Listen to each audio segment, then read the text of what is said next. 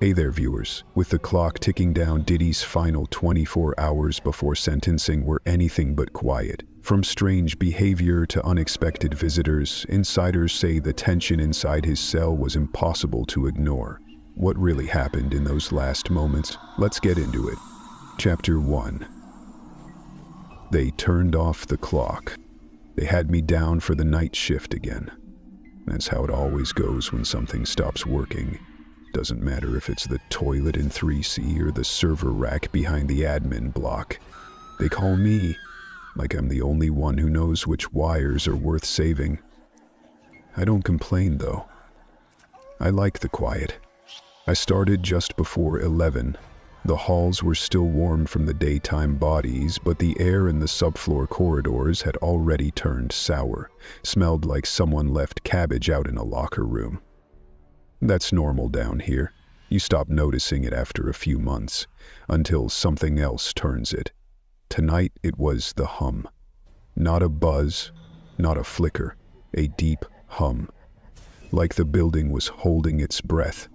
The job ticket just said, "Hallway clocks out, shoe wing, block D." That's all. No detail. No mention of a cell number or who complained. Just that the clocks had frozen. I figured it was one of the wall junction boxes again.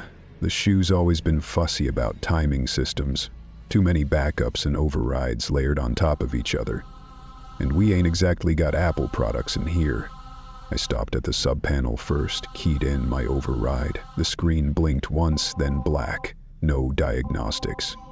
I muttered something, gave the side a tap, waited. Nothing. I got the side to take my order. I sent a verbal. Then I pulled my cart to the main tunnel, right beneath Block D, and started tracing the lines. You don't realize how old this place is till you're in the guts. Rusted brackets, torn insulation, half the cables zip-tied together with what looks like dental floss. And then there's the smell again, sharper now, like ozone mixed with something dead. I pushed on. By the time I reached the ladder up to D Block's SHU corridor, my radio had gone dead. Static. No chatter from control. I climbed, anyway. Now the SHU at night is a different kind of silence. You'd think inmates screaming or banging would be the problem. It's the silence that gets you. Like all the noise was sucked out and packed into one of the cells, just waiting to be played back. I walked the length of the hallway, slow. All the wall clocks were frozen at the same time, 11:13.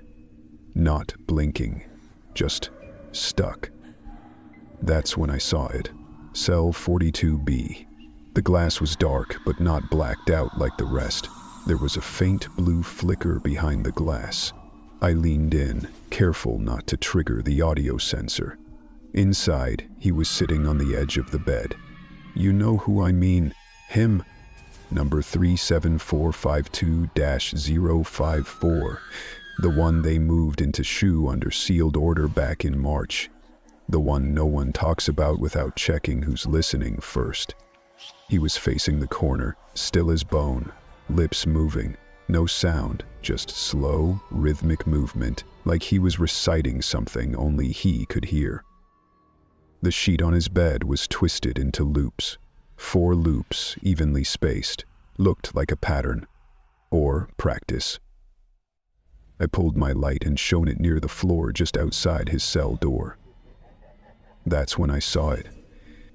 A sticky note, yellowed, curling at the edges. It said, 10, 23, 47, do not reset. I picked it up like it was alive. Papers shouldn't feel that heavy, but this one did, like the ink had weight. I turned it over, blank on the back. I glanced down the corridor. Nothing but locked cells and flickering bulbs. Then I did something I probably shouldn't. I tried to scan his door ID. Nothing. The reader blinked red 3 times, then showed a flat line. I tried again. No name, no cell number, just a black screen. So I checked the master tablet clipped to my belt, pulled up the cell index for Block D. Cell 42B wasn't listed. I scrolled, rebooted, checked again. Nothing. Now that's not normal, not a power thing. That's not a clock freezing or a breaker flipping. That's someone or something removing him from the system. I stepped back. My heart did this little thump, like it was reminding me I shouldn't be here. I walked backward down the corridor, slow, trying not to let my boot heels echo. I passed one of the wall clocks again, still frozen. 11:13. I reached the elevator and tapped the button. No ding, no movement. So I took the stairs down 3 flights back to the server access room. When I keyed into the control console, the screen was already on. I didn't even touch the mouse. A folder blinked open by itself. Playback //37,452. Sentence. Memory. It's not one of our designations. That's not admin software. That's something else. The window blinked once, then again. Then it opened a video feed. Not live. Playback. It was the same corridor I had just left, but darker. Shadows longer, duller resolution, like it was recorded on something old. And there he was again, sitting on the bed, same position, same mouth movement. Only now, on the playback, he wasn't alone. Someone else stood in the corner of the room, barely visible in the static. Not a guard, not staff, just a figure, watching, no face. No movement. And then, right as I leaned in to see clearer, the video rewound itself. Fast. 10 seconds. 20. Then played again. Same scene. Same motion. Same stillness. Over and over. I tried to close the window. The cursor wouldn't move. I yanked the plug from the console. The screen stayed on. Not like it froze. Like it wanted to stay. I stepped back. My hands were sweating now. Felt like the lights in the room weren't as bright anymore, like the whole place was dimming along with my breath. I looked up at the wall. The digital clock we mounted last winter? Frozen. 11:13. I didn't file the full report, just marked it deferred hardware issue. They'll come looking eventually. Or maybe they won't. Now, back in the locker room, I checked my timesheet. The system logged my shoe inspection as 5 minutes, but I know for a fact I was up there at least 40. Before I left, I wrote something on the back of my clipboard. Don't reset the clocks. Not for anyone. Not even for him. Chapter 2. He didn't sleep last week either. There's something about shoe paperwork that feels older than the building. Maybe it's the way the ink fades faster here, like it doesn't want to stay on the page. Or maybe it's the air. It's got a sour stillness to it, like sweat and printer toner. I'd gotten used to it. Or I thought I had. I was in the medical log room when the folder landed on my desk. The folder, not a folder. Manila, frayed at the edges, name blacked out with permanent marker. But I didn't need to see the name to know who it was. Patient number 37,452 F54. They always drop it with no memo, no digital notice, no ping from admin, just thud. Folder on the desk, like it delivered itself. I opened it and found the usual. Temperature logs, vitals, behavioral notations, medication compliance, bowel movement charts, all of it standardized down to a dull science. But the numbers, they weren't moving. Vitals hadn't updated in 6 days. Heart rate, flatline. Blood pressure, blank. Caloric intake, zeroed out. Thing is, I saw him yesterday. He was pacing. I stood outside his cell during med round and watched him walk in a slow loop from wall to wall. 6 steps, turn. 6 steps, back. Over and over. Same pattern. His sheet was stripped off the bed, twisted into loops, laid out across the floor like a staging diagram. But here, on paper, he was a ghost. That's not hyperbole. That's what the system called him. When I ran a sync from the wall scanner, the software tagged him as null, awaiting playback clearance. No vitals, no record of movement, just a name, and not even that anymore. I should have flagged it. I should have reported it to someone in psych. But what would I say? The system thinks a man's a playback file. They'd rotate me into processing. Or worse, they'd assign me full-time to shoot. Still, I couldn't let it go. I had rounds starting in 20 minutes, so I tucked the folder into my coat pocket and walked toward the west corridor. When I reached 42B, he was already standing at the door. Not pacing, not seated. Standing, like he knew I was coming. He didn't blink. He never does anymore. The lights overhead were dimmed to night mode, but even in the low glow I could see the change. His pupils were blown wide, like he'd just stared into something too bright, too long. But his face, there was no exhaustion, just calm. Dull, sterile calm. He tilted his head like a bird watching through glass. His lips moved. I didn't hear it at first. I pressed the side of my radio to boost cell audio. It's coming through clearer now. The same words, same tone, no emphasis. Like it wasn't meant for me, like it was part of something rehearsed. I checked the clock on my clipboard.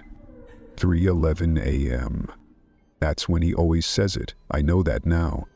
I scanned his tag with my tablet. No data retrieved. I refreshed twice. Still nothing. I switched to manual entry and keyed in his number. The screen flickered, then populated his profile. But the last 6 nights, all logs overwritten, replaced with a single repeating phrase.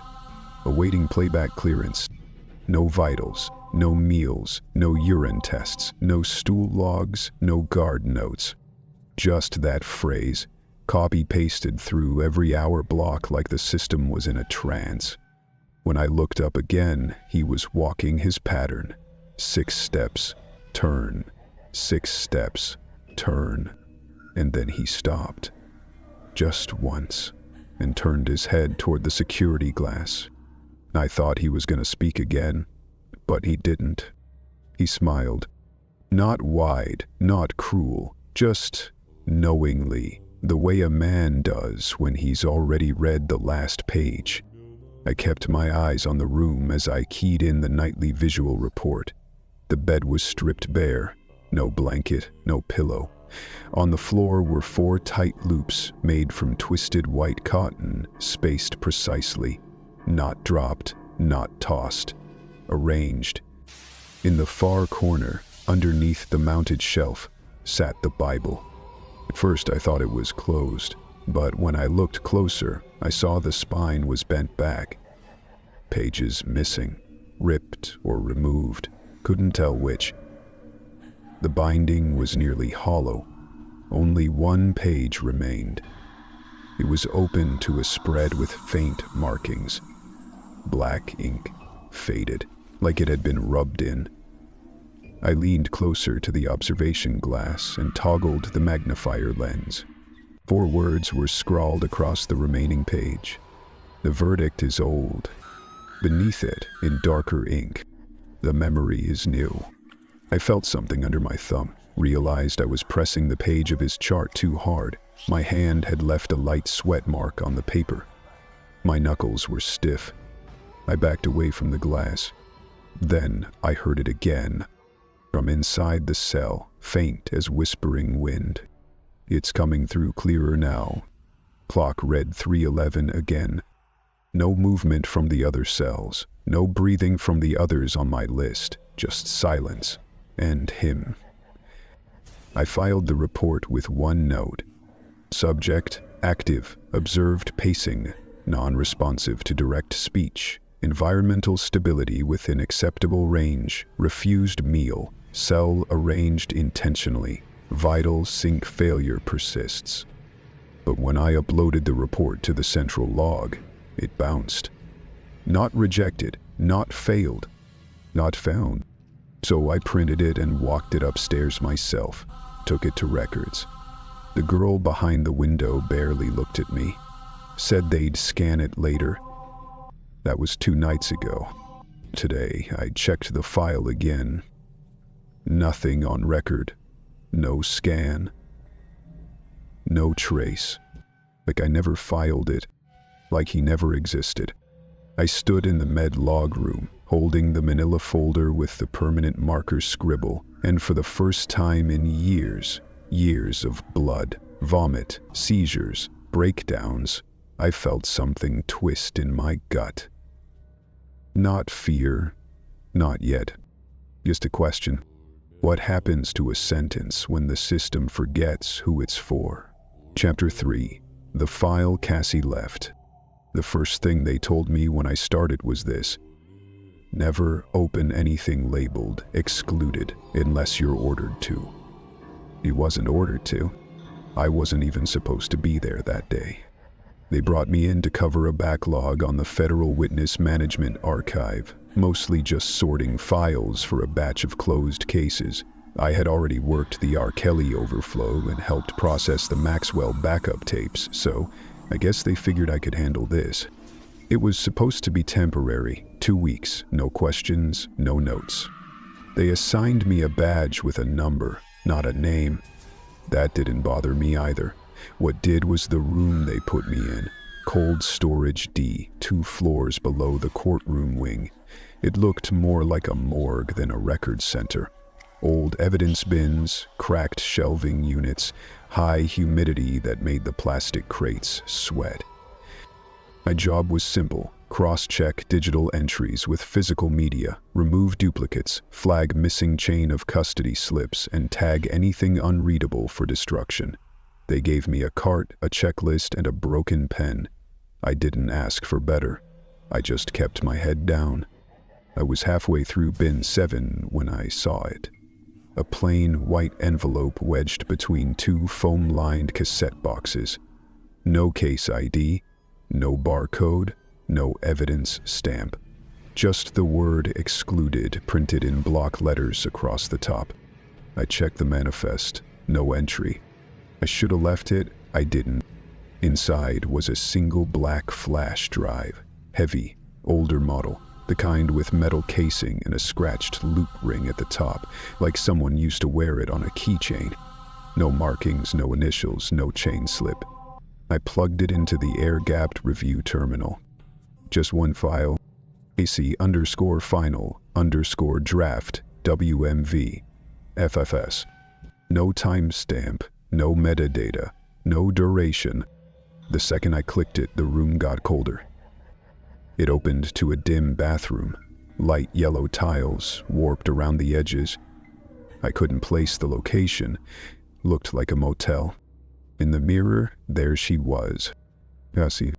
Not polished, not made up. Just her.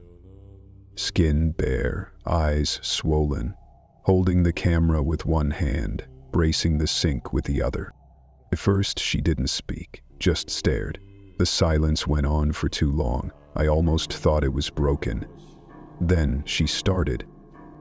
Whispers, like someone else was in the room asleep, and she didn't want to wake them. He told me never to say this part in court, she said. They told me to stick to what they could verify, just names, dates, locations, but not this. Her voice trembled, not from fear, more like shame. Like she had accepted what she'd done and what had been done through her. There were mirrors, not just in the rooms, in the floors, in the ceilings. You'd think they were lights, but they were watching, and not just to record, to reflect. He said, people obey when they see themselves disappear. She paused, wiped her nose, swallowed hard.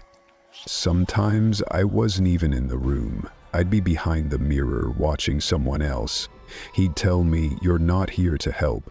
You're here to forget what you were, and then I would. I'd forget.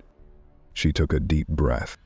And trained us to forget, to rehearse forgetting, over and over, until we didn't cry anymore. until we didn't flinch when the lights cut out, until we smiled when they clapped for us. At this point, I should have stopped the file. I didn't. There were nights I couldn't tell if it was me or someone dressed to look like me. We all started to wear the same makeup, same scent, same underwear. Like we were building one woman, one version, one image he could loop, swap out, replace. She touched her chest, tracing a mark on her collarbone. He said, "Cassie is a memory, not a person," and I started to believe him. She turned slightly, revealing her reflection from another angle. For a split second, the mirror behind her showed something else, a second face, watching from inside the mirror. I paused the video. Zoom. Could have been our factory, could have been my eyes. It could have been someone else behind the glass. I hit play again. Her final words. If they're watching this, it means I didn't make it to sentencing day. But maybe that's okay. Maybe this is the rehearsal that works. Maybe this time someone remembers the part they weren't supposed to play. Then she leaned forward, stared into the lens, and whispered, "You watched, you rehearsed."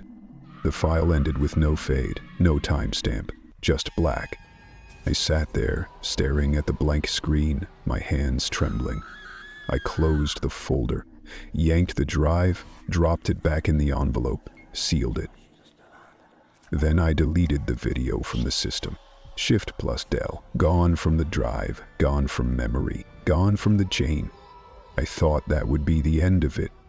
5 minutes later, I checked the terminal again just to make sure. The file was back, only now it was renamed. And Cassie _first_rehearsal WWMV. I didn't open it again. I shut the system down, left the room, pretended I got sick, called in for the rest of the day. But when I returned the next morning, there was a slip in my mailbox, handwritten, no envelope.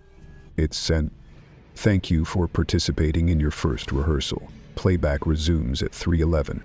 That's the exact time she whispered those words. I haven't touched another flash drive since, and I still don't know who put that file back. But I do know this. That wasn't testimony. That was a memory trap. And I fell into it. Family visits are still allowed. We still had the booth reserved under Family Unit B when the call came through. I remember the exact time because I'd just poured my second coffee, and the paper cup split open at the seam, hot as hell, stung like a warning. That was 11:47. They didn't say who it was for on the radio, just said to expect someone for a non-standard visit. Clearance already signed off. Escort the visitor to booth 2, they said. Don't log the name. Now, I've worked visitation for 12 years, and I've seen some odd things. Wives threatening to bite their own tongues off if we cut their time short. Mothers bringing in pocket Bibles full of lipstick messages. One guy even tried to fake a seizure to get an extra minute with his sister. But this was the first time I ever saw someone walk in with no ID, no pass, no clearance, and get waved through anyway. He wasn't dressed like most visitors. No big coat, no hat pulled low, no oversized hoodie trying to hide his face from the cameras. No. This kid walked in like he belonged there. Black t-shirt, clean shoes, skin clear like someone who hasn't spent a day under fluorescent lights. Looked 19, maybe 20. No tattoos, no jewelry, no nervous shifting in his seat, just calm, eyes flat. When I asked his name, he just looked at me and said, "They told me you'd recognize me." I didn't. But the override badge clipped to my belt beeped green when I keyed it, so I let him in. Booth 2 had already been prepped, glass wiped, mics tested. The inmate on the other end was already waiting. Him, Sean Diddy. Whatever name you're supposed to call him when the lights go down and the paperwork piles up behind red tape. He was sitting with both hands folded, elbows off the table, like he was in a goddamn etiquette class. When the boy sat down across from him, Neither of them spoke for a good 20 seconds. Then Diddy leaned forward and asked, "Is it time yet?" The boy didn't blink, didn't smile, just tilted his head slightly. Almost. "The playback's warming. Now you gotta understand something. We monitor for code phrases, drug cues, violence triggers, anything that might suggest a message being passed. But this was something different, something colder, like it wasn't a conversation, just lines, like a script." Diddy leaned back then, let his head rest against the wall like he was listening to music only he could hear. The boy watched him. No blinking, no shifting. At one point, Diddy closed his eyes, whispered something. Couldn't make it out on the feed. The mic glitched, static. "That doesn't happen in that room. Not since we replaced the cables last month." Then came the part that made my stomach turn. The boy raised his hand and pressed it to the glass, flat, palm open. And Diddy? He didn't match it. He just looked, like he was trying to decide if the hand on the other side of the glass was real or his. The whole visit lasted under 15 minutes. No raised voices, no tears, no hugs. When the boy stood to leave, he didn't say goodbye, didn't glance back, just walked out the way he came in. I followed him to the checkpoint, told the deputy to double-check his badge, but when they pulled up the registry, nothing. Knowledging. No luck. Not even a security badge pulled from the scanner. It was like he was never there. I jogged back to the booth, breathing heavier than I should have been. Maybe it was the hallway heat. Maybe it was something else. When I stepped inside to reset the mic unit, I saw a folded piece of paper tucked beneath the corner of the visitor's chair. It wasn't torn, it wasn't crumpled, just perfectly folded into a square. I opened it. "They won't sentence him, they'll sentence what you think he was." I kept reading that line over and over, my pulse crawling up my throat. "What you think he was." I turned to the security feed, rewound the visit, pulled up booth 2. But the footage didn't show 2 men. It showed one. Just Diddy. Sitting alone, talking, gesturing, waiting. No visitor, no hand on the glass. Just empty air. I fast forward, thinking maybe the file skipped, but from start to finish, 15 minutes of a man talking to someone who wasn't there. "You made it here. We made it here. The tobacco." I ran the backup file, same result. When I checked the angle from the ceiling camera, it flickered. Only once. But in that flicker, I swear, for half a frame, there was a boy. Same face, staring into the lens. But his eyes, they looked like Diddy's. Exact same eyes. I printed the footage and brought it to the shift captain. He told me to delete it. "System's been acting up," he said. "We don't log hallucinations." I tried to protest, but he just tapped his pen against the desk and said, "You want to be reassigned to tunnel inventory? Then keep talking." So I nodded, went back to my post. But I kept the paper. I keep it folded in my locker, tucked behind my ID. I read it every night before I go home. And now I can't stop wondering, if that boy wasn't real, then who was? And if he was real, then who the hell did we let in? Because if what the paper said is true, then maybe Diddy never needed to escape. Maybe he just needed us to watch. And now that we did, playbacks began. Chapter 5. The toilet kept flushing. I didn't ask to be moved next to him. Nobody does. That's cell 42B. It's marked, not officially, but you hear the way the guards speak when they get assigned that end of the hallway. They don't say his name. They say the special one. Or just him, like he's not a person anymore. Like if you say the name too many times, something in the ceiling wakes up. First night they moved me next door, I thought it was a mistake. I'd been in isolation 2 weeks already. No shoes, no window time, lights that buzz like they've got their own nervous system. But I was used to it. I can handle silence. It's when things start making sound that your brain starts coming apart. They told me my previous cell had a leak, maintenance issues, so they shifted me one over. Didn't think twice, but when the door clanked behind me and I dropped my mat on the floor, I heard it for the first time. Flush. Not from my side, but through the wall. Clean. Sharp. Too regular. Every 9 minutes, I counted. 9 minutes and the toilet in his cell would flush. Thought maybe it was a plumbing loop. Shared line, maybe. Bad gasket. But then I started listening closer. It wasn't just flushing. It was timed.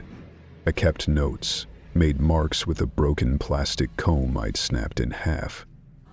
The first night, it flushed 13 times. Exactly. Even when I tried to sleep, my ears waited for the sound. When it didn't come, I'd feel panic spike up my throat. But worse than the sound was what I started hearing between them. Whispers. At first I thought they were coming from the vents. Then I thought maybe I was going. Shoes made better men than me lose their minds. But these whispers weren't mine. They weren't thoughts crawling up the back of my skull. They were coming from the drain. I pressed my face to the toilet rim one night, just to be sure. And I swear on everything, I heard my name. Not shouted, not groaned. Just said, Louise. Real soft, just like that. I didn't sleep that night, or the next. 3 days in, I started noticing him. Through the little slot in the door. He'd walk his pattern, but it was different than pacing. It was precise, like he was measuring with his body. Same number of steps, always 6.5. Then turn, 6.5. Then stop, sit, tap the wall. That's when I heard the scratching. First I thought it was rats. But no, it was him. He was carving something. Low on the floor, near the cot. Took me a while, but I caught sight of it through the reflection on the glass when the overhead light shifted. A symbol. A spiral, with 4 little notches carved evenly around the edge. Like compass points, but slightly off Mannix. Not quite north, not quite east, just wrong. Every night, he'd trace it, over and over, with his finger, then with a spoon, then, I swear, with his nail. I tried to copy it on the floor of my own cell, just to study it, just to see if it meant something. That was the night I woke up wrapped in my own sheet, tied across my chest, coiled around my legs like a rope. When I got loose and sat up, I saw it. 4 loops. Just like what the guard described once, when he didn't know I was listening. 4 loops, identical, laid out across the mat. But I didn't do it. I wouldn't do it. After that, the flushing stopped. Just like that. Gone. I waited. 9 minutes. 18. 36. Nothing. Then the whisper came again. They're watching now. That's what it said. And that's when I screamed. Didn't mean to, it just came out. Guttural.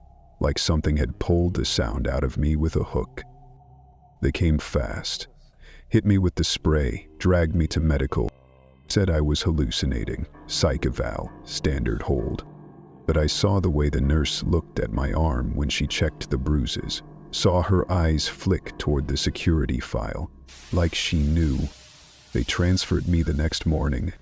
Didn't even let me pack my things. Said my cell was scheduled for cleansing. I don't even know what that means. Nobody does. When they gave me the new cot, I found something under the mattress. A slip of paper. I didn't write it. But the handwriting was mine. He's not waiting for a verdict, he's waiting for an audience. I don't know how it got there, but I haven't spoken since. Not until now. I know they're recording this interview. I know they're gonna write me up as unstable, like the others. But someone has to know. The toilet kept flushing, and now that it stopped, I think the playback has begun. Chapter 6. You're not on the roster. Started with a phone call at 6:43 in the morning. I remember the exact time because I had just finished steeping a tea bag that I never got around to drinking.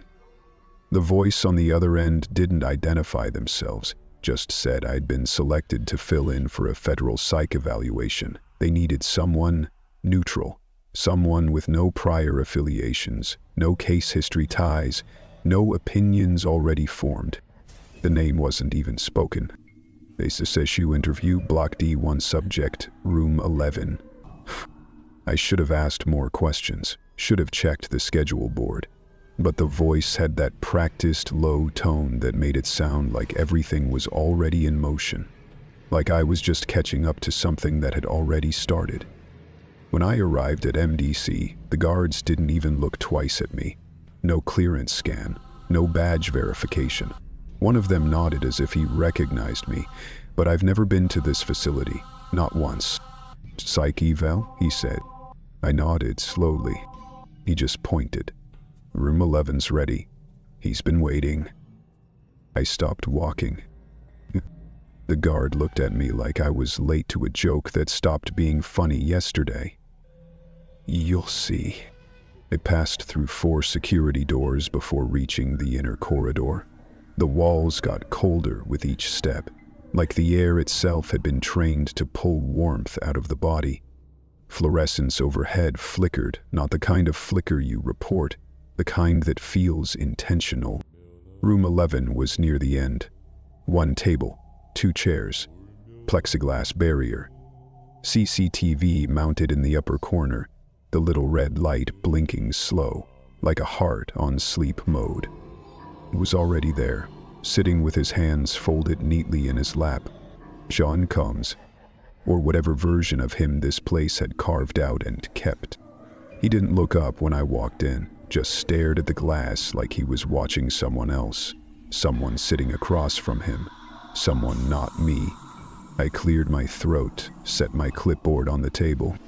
I'm Dr. Mason. I've been assigned for your pre-sentencing eval. Nothing. I reached for the seat, hesitated, then sat. Clicked my pen. Still no movement. Then, without turning his head, he said, You still hum that Counting Crows song when you're nervous. Same one from the hallway outside your dad's room, the night before he left. I froze. My pen clicked again, this time involuntarily. I didn't answer. He looked up at me slowly, then smiled like he was remembering something we'd rehearsed together long ago. Hospital hallway, white tile floor. Your shoelaces were untied. You kept looping them too tight because you didn't want to cry. That's why he said it. I swallowed. Said what? Diddy tilted his head, voice soft. You're not the problem, but you'll carry it like you are. The air between us felt like a vacuum had opened. That was a sentence I hadn't heard in over 20 years. A thing my father had whispered when he thought I was asleep. Something no one else had ever repeated, not even my mother. I'd never said it out loud, never written it down. I stared at the man across from me, suddenly unsure of who I was evaluating. Have you been given access to my records? He didn't answer. Has someone prepped you on? You keep thinking this is your scene. He leaned forward now. You think this is your role, that you came here to assess me. But the cameras didn't start rolling for me. I stared at the blinking red light in the corner. They're watching you now. I turned in my seat. The door hadn't latched behind me. It was open an inch. I could hear something faint coming from the hallway. A soft buzz, not electrical, more like duplicating voices. Playback. I stood, invigorated. I'm ending this session. Diddy didn't move. Of course you are, he said. That's how this scene always ends.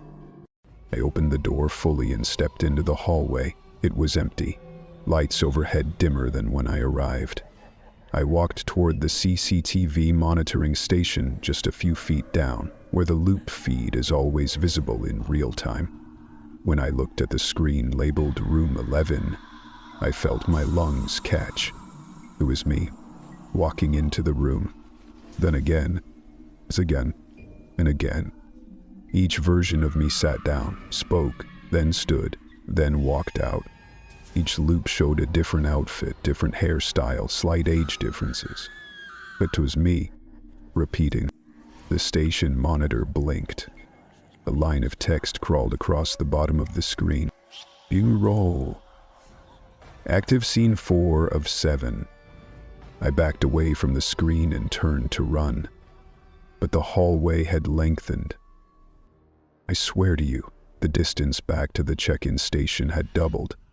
Pipes overhead now hummed in the same rhythm I used to hear when I stayed up late studying for my undergrad exams, like a familiarity had infected the building. When I finally pushed through the last door and reached the lobby, the security guard was waiting for me. He handed me my badge back. "I never gave this to you," I said. The guard smiled, not kindly. "You've already done this part," he replied. "Playback just loops it until you stop resisting." I drove home in silence. Checked my inbox that night. Nothing. No appointment logged.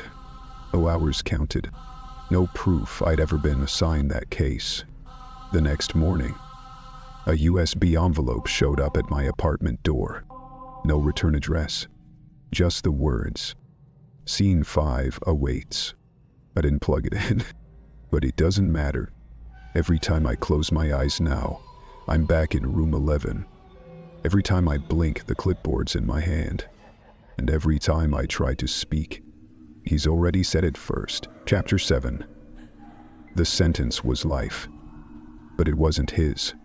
The playback chamber does not exist on any map of the facility. There are no blueprints, no clearance tags, no ventilation schematics, no maintenance requests ever filed. The room was never built, but it has always been there. Beneath the isolation wing, past a locked door that does not lock, down a hallway that smells like flickering light. Inside, the walls are made of mirrors. Not decorative glass or stainless steel. Mirrors. Full body, distortionless, impossibly clear, lining every surface from floor to ceiling. There are no seams, no gaps, just reflection, forever recursive. And in the center of the room, seated in a straight-backed metal chair, is Sean Combs. He is not handcuffed, he is not chained, his posture is easy, relaxed. His arms draped loosely across his thighs, his eyes half-lidded as if mid-conversation with someone you cannot see. Around him, the mirrors begin to flicker. Each one changes, not all at once, but one after the other, clockwise, like a ritual waking itself.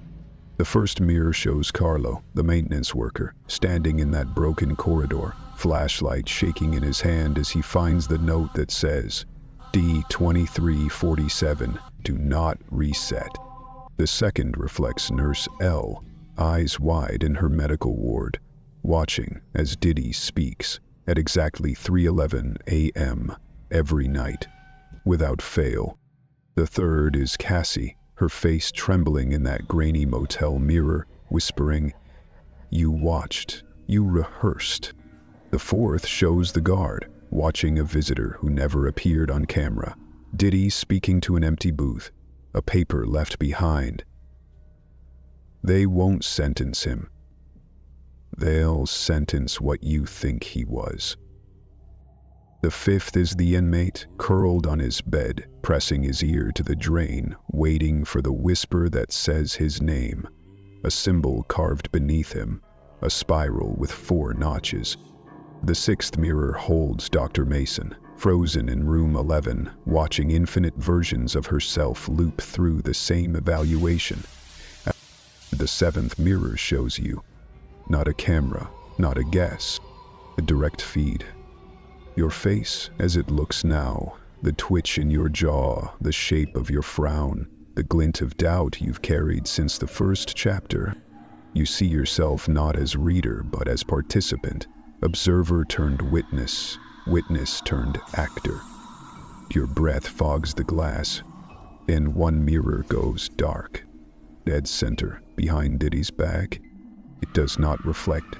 Instead, it glows with a single phrase, stamped in blinking gray letters across the void. Senses transferred. A sound begins. Not music, not words. Testimony. The chamber fills with a distortion loop. Voices from the others, not as you remember them, but cracked and reversed, fragmented and overlapping. Barlow's trembling whisper, "I think the file opened itself." Nurse L, no vitals, no food, no sleep, but he walks. Cassie, he trained us to forget. Dr. Mason, you think this is your role? The inmate, he's not waiting for a verdict. The guard, who did we let in? All of them, all at once, breaking through the speaker system in warped layers like old cassette reels melting. The walls begin to close in, but not physically, reflectively. Each mirror starts to fold, like paper under pressure, curling inward, drawing their contents toward the center of the room. Faces stretch, voices tangle. The reflections begin to move out of sync. Diddy stays perfectly still, and the table rises. No wheels, no sound, it just rises from the center of the floor like it was always underneath. On the table are 46 folders, all neatly stacked, every folder labeled with a name. Some are familiar, some are forgotten. One of them, on the far left, is marked only with a symbol. The spiral. The same spiral scratched into the floor by the inmate. The wing folder slides itself forward. It opens. Inside, a blank form. At the top, typed in monochrome, "View a role accepted." Beneath that, memory class, participatory, loop tier, final rehearsal. A voice emerges, not from speakers, from everywhere. The walls, the mirrors, your ears. You clicked, you watched, you rehearsed. Welcome to your sentence. Diddy lifts his chin. He looks at the mirror across from him, the one showing you. And for the first time he smiles wide. Not like before. This one is full, deliberate. He leans back, folds his arms slowly and says, "They didn't lock me in, they locked you out." The mirrors freeze. Your reflection stops blinking. The folder in front of you, because somehow now you're there too, begins to write itself. Not typed, written, in your own handwriting. Names, places, times, memories you didn't think were yours. Scenes you thought you only read about. A second voice speaks, behind your left shoulder. Playback continues until comprehension. Then everything goes black. You hear the chamber reset. One final sound plays. The door that doesn't exist. Closing. Chapter 8. The playback room rehearses alone now. It's been 7 hours since the sentencing was supposed to happen. 7 hours and no one's got an answer. Not the transport team, not the court clerk, not even the deputy warden, who's been hiding in his office pretending his phone battery's been dead all day. The file says, "Sentence closed." That's all it says. That's all they gave us. But no one came to take him.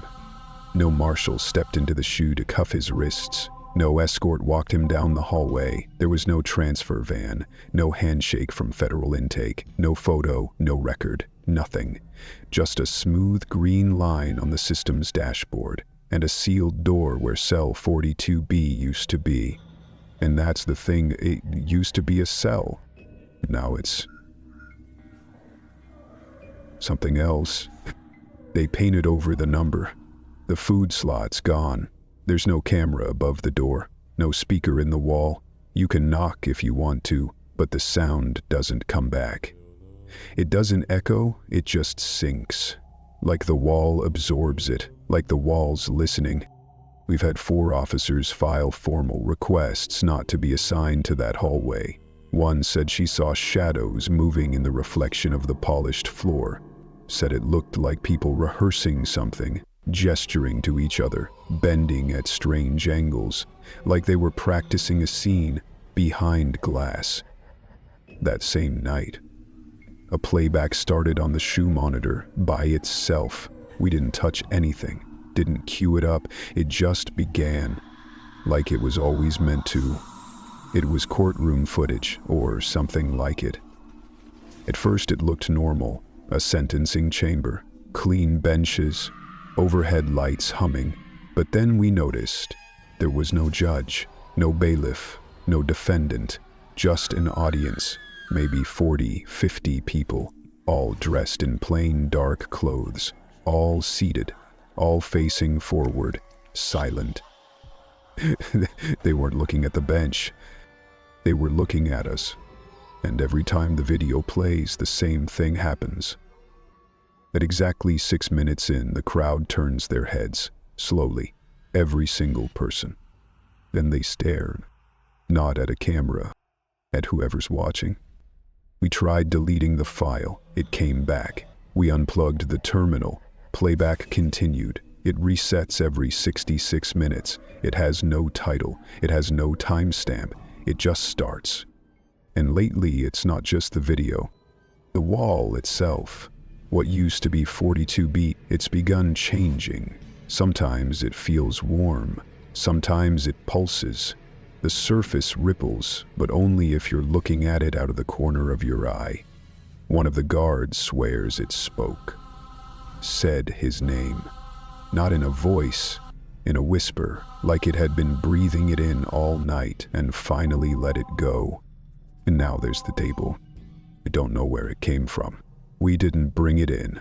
We don't have a record of it. It just appeared in the SHU control room this morning. Square metal, thin legs, no screws, nothing holding it together. There's one folder on it. It has your name on it. Not a name like yours. Odd initials, your name, and inside, there's no file, no printed pages, just a blank sheet of paper. At the bottom, written in small, faded type, the sentence was memory, and memory needs rehearsal. You can throw it away, burn it, it'll come back. We tried that already. We even locked the control room down, ran a security sweep. That folder still showed up, right back on the table. Same name, same line, no fingerprint ever registers. No one ever sees it arrive. It just waits. And the playback keeps going. Every hour, like clockwork. The courtroom with no trial. The witnesses with no names. The silence that stares back. And that's when it hits you. What we've all been trying to ignore. The sentence wasn't for him. It was for us. It was never about what he did. It was about what we watched, what we clicked, what we rehearsed. You think you're just a guard, or a nurse, or a reader. But once you see that folder, you're a witness. And witnesses, they don't get to leave the room. The playback starts again in 3 minutes. Don't look away this time.